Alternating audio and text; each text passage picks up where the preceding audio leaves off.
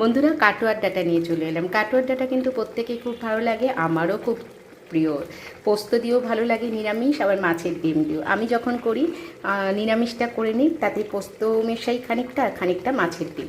তো চলে আসা যাক, ওগুলো তো পরে মেশানো। প্রথমে কি করে করলাম, তেলে 5 ফোড়ন শুকনো লঙ্কা দিলাম, তারপর বেগুন, কুমড়ো, আমি রাঙা আলু দিই, রাঙা আলু আর ঝিঙে দিয়ে সুন্দর করে নেড়ে নেড়ে একটুখানি ভাজা ভাজা হলে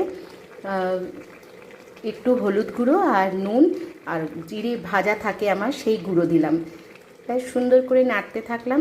যখন একটু ভাজা ভাজা হয়ে গেল, জল দিয়ে সেদ্ধ করতে দিলাম। আর কাটোয়ার ডাঁটাগুলো আমি ছোট প্রেশার কুকারে একবার সিটি দিয়ে নিলাম, তাতে এটা নরম হয়ে যাবে, কারণ আনাজগুলো তো নরম, কাটোয়ার ডাঁটা দিলে সেদ্ধ হবে না।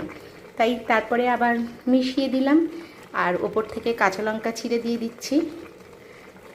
খুব সুন্দর একটা টেস্ট হয়। কাঁচা লঙ্কা একটু শেষের দিকে এই ধরনের তরকারিতে দিলে খুব ভালো লাগে। আর কিছু দিলাম না, এবার নাবিয়ে দেবো। যদি আমার পোস্ত দিয়ে মনে হয় তাহলে পোস্ত দিয়ে দেবো, আর যদি ডিমের বড়া, মাছের ডিমের বড়া দিতে হয়, তাহলে মাছের ডিম ভেজে তার মধ্যে একটু মোটা মোটা টুকরো করে, বেশি গুঁড়োলে আবার আঁশটে গন্ধ ছাড়বে, বেশ মোটা মোটা টুকরো করে দিয়ে দিলাম। ভাজাটা সুন্দর করে করলেই হলো।